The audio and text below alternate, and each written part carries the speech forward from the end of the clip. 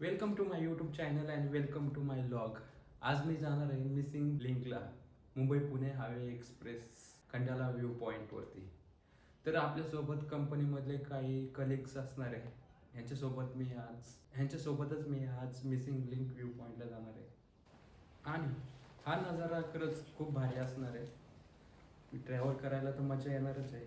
आणि आज संडे देखील आहे. तर वर्किंग असल्या कारणाने आपल्याला संडेलाच तेवढा टाईम भेटतो ब्लॉग शूट करताना. तर तुम्ही माझ्यासोबत नक्की राहा. तर तुम्ही पूर्ण हा ब्लॉग बघा आणि तुम्हाला आवडलं तर नक्की लाईक करा. तर चला.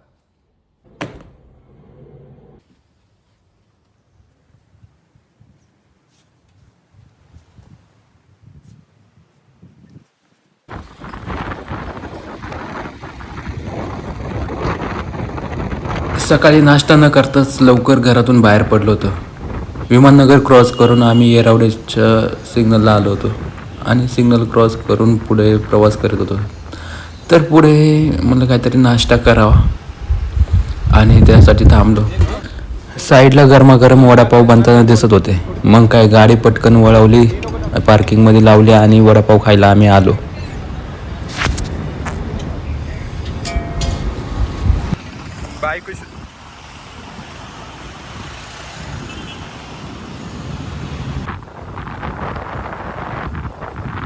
पिंपरी चिंचवडच्या रस्त्यावरती प्रवास करताना खरंच भारी वाटतं. ट्रॅफिक तर असते, पण रस्त्यांचं जे नियोजन केलंय ते खरंच उत्तमरित्या.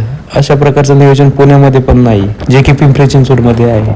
आणि सिग्नल आला की थांबावंच लागते मित्रांनो. आपण जर नाही थांबलो तर बाकीचे पण नाही थांबत.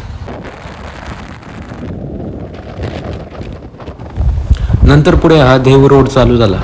देव रोडला लागल्यानंतर वातावरणात थोडासा बदल आणि वाऱ्याचा वेग जरा जास्त वाटायला लागला. तसं सांगायची आवश्यकताही नसेल, सगळ्यांना माहीतच असेल की इथं देव गावामध्ये संत तुकाराम महाराजांची समाधी आहे.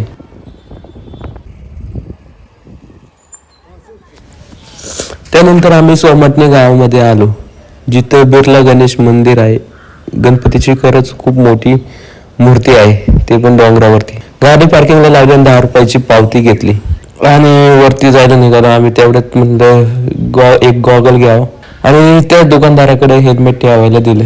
पुढे आम्ही वरती निघालो आणि एकदा केस सेट करून घेतले. तर म्हणलं चला. तसं ही पहिल्यांदा मूर्ती मी 10वीच्या सहलीला बघितली होती, पण तेव्हापासून ही मूर्ती मी या रोडने येता जाताना लांबच बघितली होती. आज पहिल्यांदा योग आला वरती जवळ जाऊन बघण्याचा.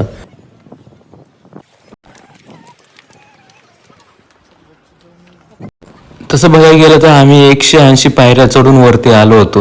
ही मूर्ती 70 फूटपेक्षा जास्त मोठी आहे. वरती आल्यानंतर रील्स काढले, फोटो काढले.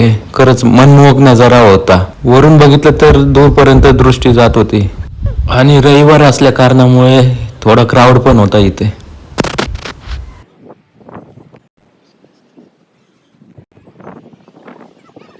त्यानंतर आम्ही लोणावळ्यामध्ये एंट्री मारली आणि एंट्री मारल्या एवढं खूप जास्त ट्रॅफिक लागलं. गाडी व्यवस्थित पासिंग न केल्यामुळे आणि झिरो सेविक सेन्स ह्या गोष्टीमुळे हे ट्रॅफिक घडलं. रॉंग साईडनी पण गाड्या काही नमुन्यांनी चालवल्या होत्या. काय बोलणार.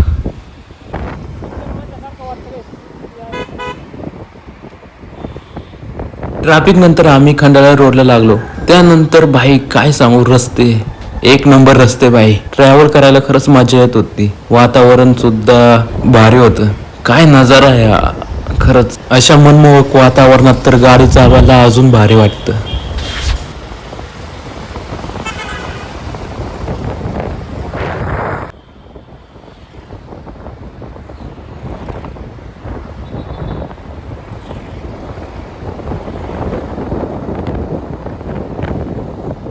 हा आहे खंडाळा व्ह्यू पॉइंट.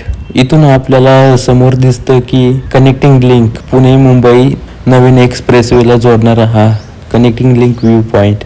काय नजारा आहे बाई, सुंदर, अप्रतिम, खतरनाक. आणि इथून पुढे आपलं डेस्टिनेशन फक्त 20-25 मिनिटाच्या अंतरावर राहिलं होतं. त्यामुळे म्हणलं चला थोडंसं टाइमपास करूया, या लोकेशनचा फील घ्यावा. त्यामुळे आम्ही वेपर्स आणि नॉर्मल स्वीट घेतलं आणि इथं माकडे दिसली. मग म्हणलं चला थोडंफार त्यांना बी टाकून थोडीशी मदत करू. त्यांना देखील ते वेपर्स आवडले.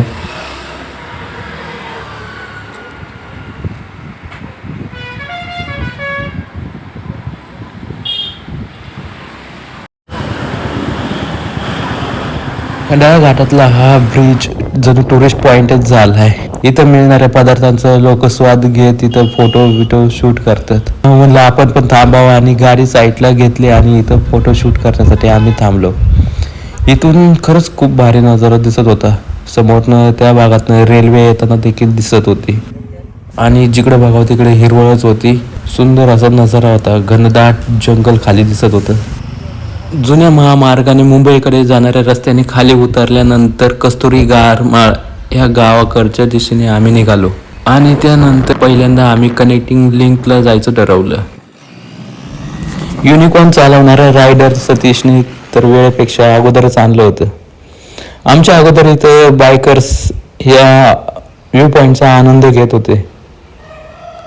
मग म्हणलं चला आपण बी थोडं पुढे जाऊन बघूया आणि बघतो तर काय वा खतरनाक नजारा भाई. ह्याच्यासाठी एवढ्या लांब आलो होतो आम्ही. खरंच काय नजारा आहे. आणि अजून थोडंसं जवळ जाण्याचा विचार केला. त्यानंतर आम्ही मिसिंग लिंक व्ह्यू पॉईंटला आलो.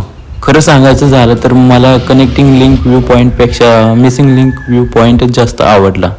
इथे काही फोटोज झाले, तसंच व्हिडिओज रील्स शूट केले आम्ही आणि जोपर्यंत सनसेट होत नाही तोपर्यंत गप्पा मस्ती हे चालूच होतं. आणि सनसेट झाल्यानंतर बाई वाह काय नजारा होत खतरनाक.